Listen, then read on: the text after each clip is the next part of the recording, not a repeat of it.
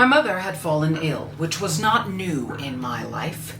In fact, growing up with a mother known for her prickly attitude and sickly body was complex. The person that most terrified me was also the one I wanted to most comfort me, and either way needed some physical assistance. She was caving into another mystery illness that attacked her liver, and doctors were confused. It walked, talked, and acted like cancer, but it was not cancer. Hence, we were off to the Santeria portion of our family that had assured my alcoholic father had sent her another hex. There they were, dressed in white, dancing and spitting cane liquor. My mother was in the middle, lying on a bed surrounded by energies, living and dead, trying to figure out why her stomach had grown to the size of when she was pregnant with me. Meanwhile, I walked away mid-ceremony to get an iced cold lemon iced tea Snapple, one of my chosen refreshments to handle the Puerto Rican heat and overwhelming existentialism. Doctors, curanderos, mothers, fathers, my life had been defined by so many people, places, and things with varying intentions and self-perceptions, but none of them I could claim as my own. In truth, the only thing that I felt was mine in that moment of my life was the Snapple. As I walked back into the room, the energy was particularly dense. They were playing palos over her stomach that was now adorned with romero, a plant used to absorb dark energies or give your pasta an earthy taste.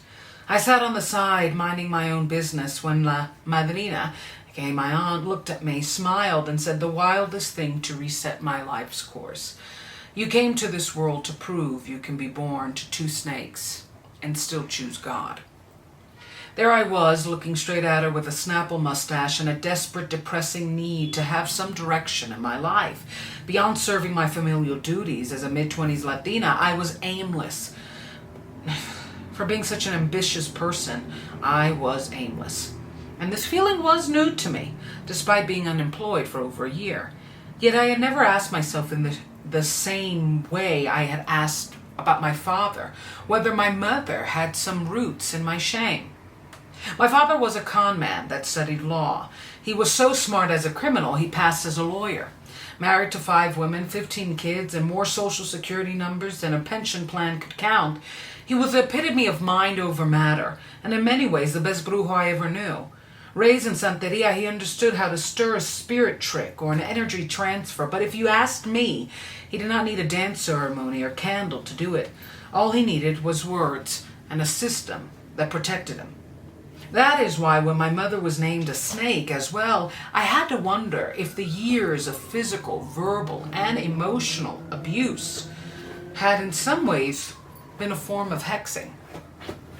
My mother stood up, the ceremony was over, and her stomach had actually stopped protruding. Within weeks, her blood levels would be normal, and she would go from medical mystery to medical marvel. Yet in that moment, despite feeling better and supposedly being healed, she had one major issue. "Did she call me a snake?"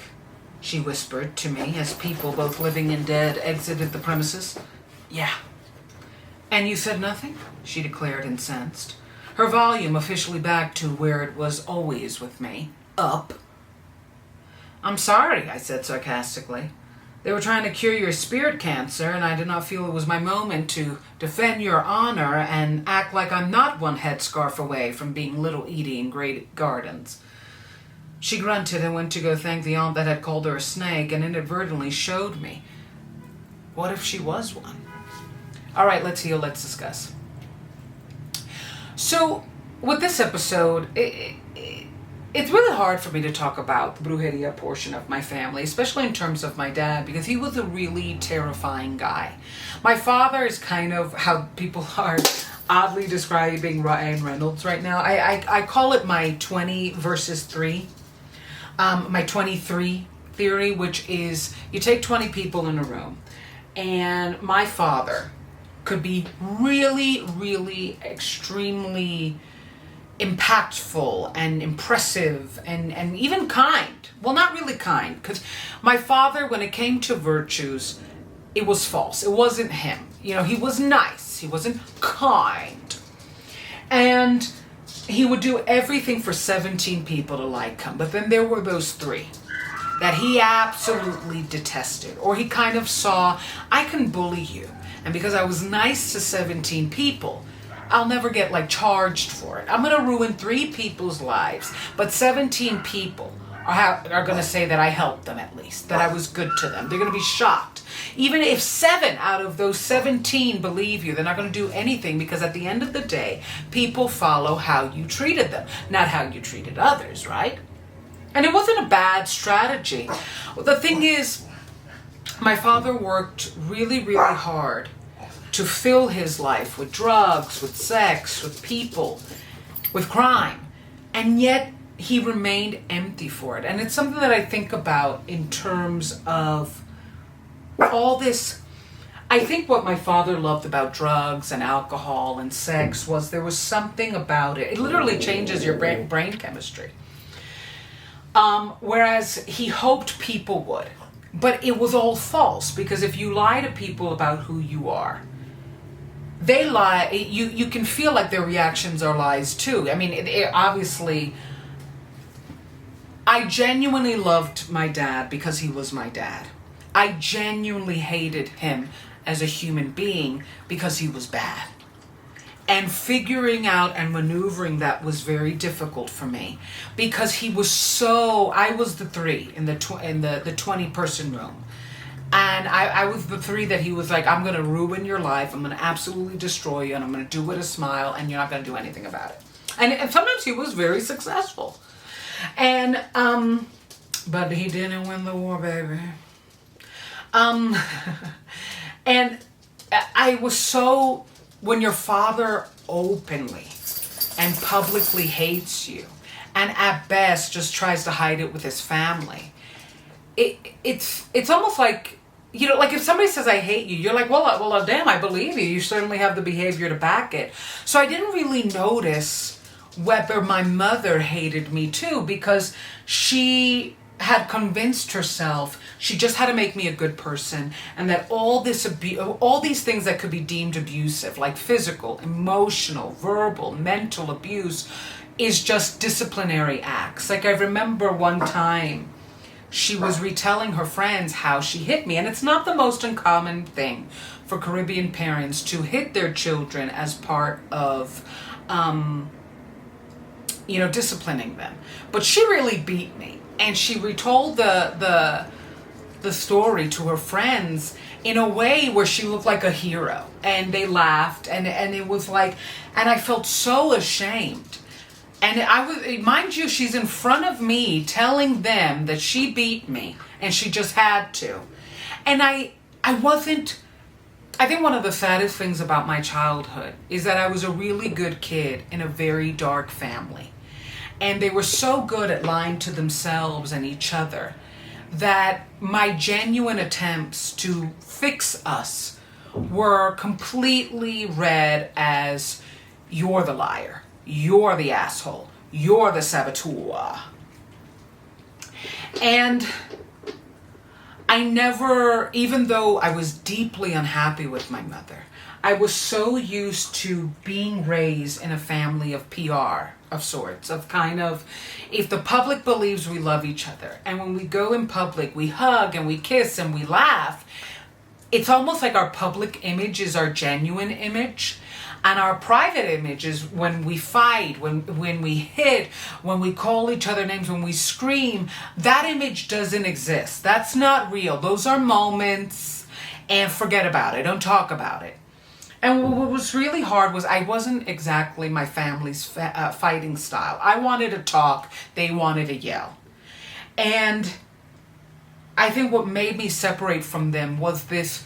As I got older, and they did too, the elder narcissists, or the narcissistic elders, kind of started, inventing things. Oh, you hit me. I'm like, what? Oh, you lie and you yell all the time. And it was just protecting images for people that didn't have lives. Because privately, at best, if we weren't fighting, we were all in our rooms, listening to music, watching TV, applying for jobs. Like, we really did stay away from each other, because if we found each other in the home, there was going to be a fight. Somebody didn't put the milk where it should be.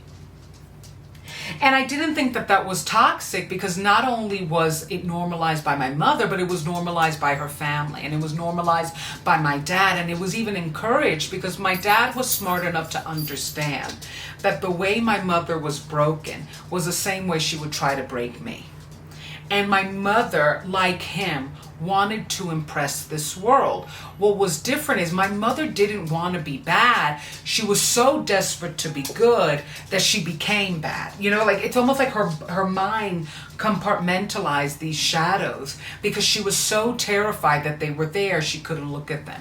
Whereas my father really did embrace his shadows. He liked being evil. He liked being causing harm. He just didn't like the consequences that came if you got caught. So he would do everything to ruin his victims or hide them. And when we were in this ceremony, it was just this moment of, my mother got really angry because she got called a snake. You know, what it would be to be born from two snakes and still choose God. That was the direct quote, because there's sometimes when people sell you something that it just hits you like a dumbbell. It was very rarely did somebody ever take me to the side and say, your mother is really mean to you. Your mother is really bad to you. And everybody knew that my father was terrible, but they kind of excused it as, that's his personality. That's who he is. What can we do, men? Which is horrible for men, right? And I always knew my mother was bad to me, but she was so desperate for others to say she was a good mom that it was almost automatic that I didn't matter in terms of the measuring of her motherhood. I would say, you know, I don't like the yelling. I don't like the fighting. I don't yell, you do. You know, like everything was an image, because I think both my parents had given up on finding genuine happiness. And I'm still young, and I was even younger then. So it was like, I'm not giving up this fight to no genuine joy. Sorry, people. And what I love about this moment is, if you notice, my mother is like so thankful to this aunt who called her a snake, but angry that I didn't defend her. And that was a core of our dynamic. My mother saw me as a lawyer and as her healer and as her confidant. I was everything she needed and wanted me to be in the moment. And a punching bag, emotionally, physically. Like, I was just what she needed and wanted. My identity was whatever image she had of herself at the time. And it was weird because I had done so much to avoid seeing my mother from that perspective, even though I felt it was true.